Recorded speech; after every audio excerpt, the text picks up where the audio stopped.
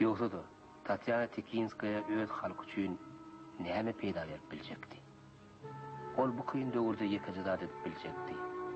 Olam halkyna bilim bermek, adamlary agly düşünjeli etmek.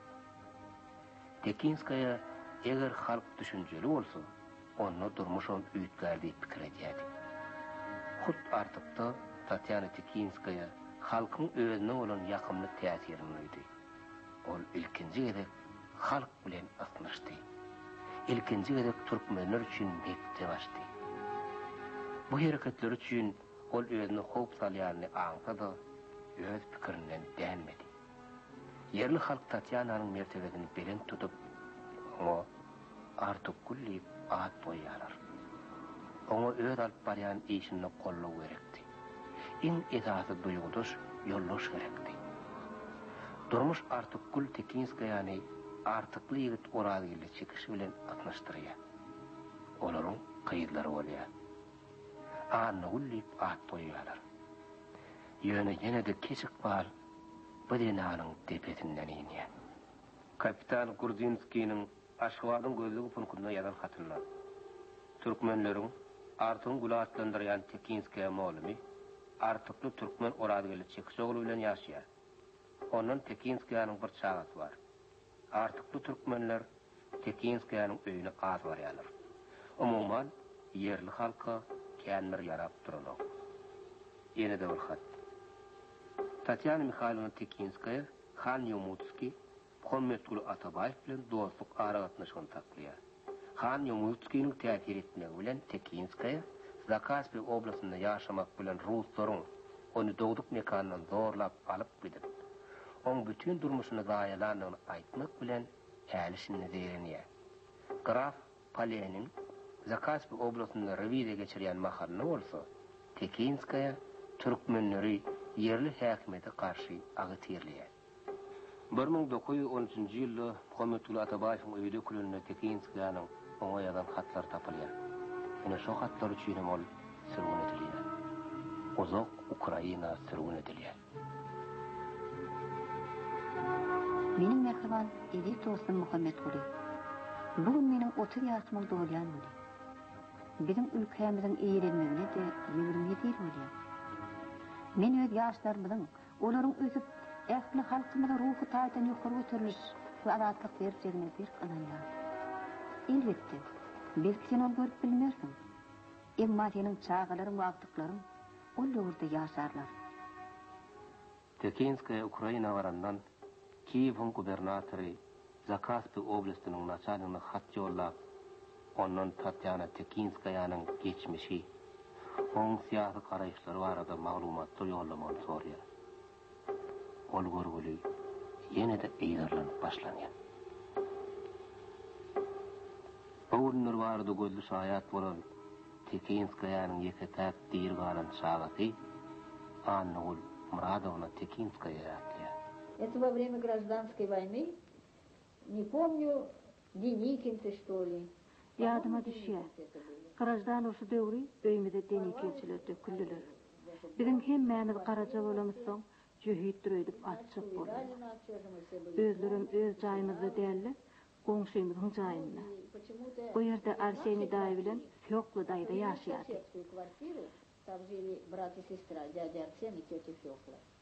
Bizi diýwaryň öňüne getirip goýdular. В коридоре, в общем, поставили нас к стенке, жиды. В общем, жиды. Вот, Men Gül Sultan, Ecem uçağında da Körpecigin Yar Muhammed duady. Гуль Султан, потом я, и Яр Мухаммед был у мамы на руках. Уже Яр Мухаммед тогда родился.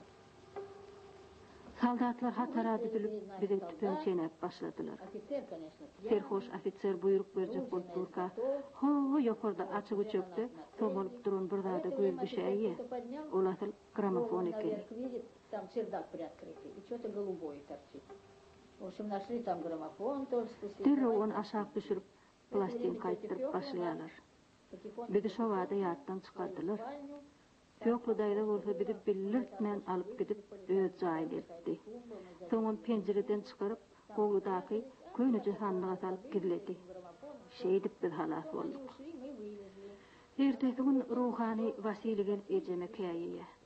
Tatyana Mikhailovna, ikonan hükmen askın, şeyhten hiç kimsede zat değmez.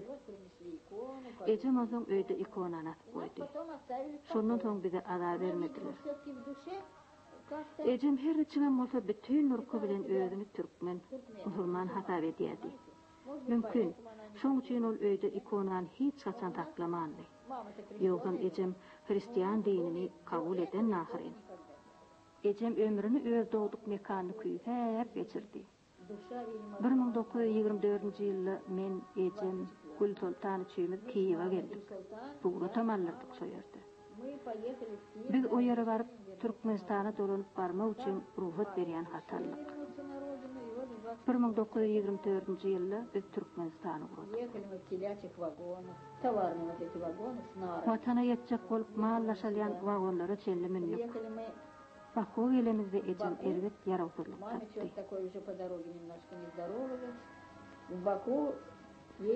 Onu kesilhana yerleştirjek bolýar, emma ecem karşı çykdy.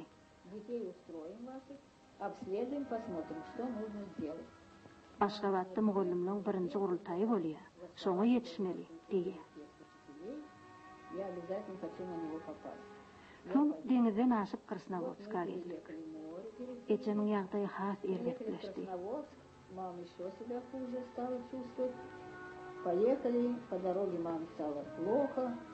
Soň Aşgabada gelin adymyza da ecemi derrew demir ýol keselhanasyna yerleşdirdiler. Ecem bizi çağalary haýsan bolsa bir internatda yerleşdirmegi ýollaşlaryndan haýyş etdi. 3 gün geçenden soň ecem aýryldy. Bize ýöne eceňiz öldü. Siz internatda galýasyňyz diýdiler. Ecemiň näde jaýlanany bolsa, şuna çenli belli däl.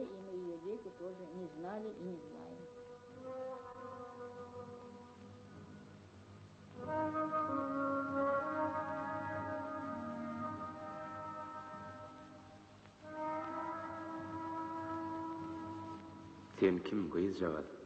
Bilemok. Adyň näme? Bilemok. Adyňy bilemokmy?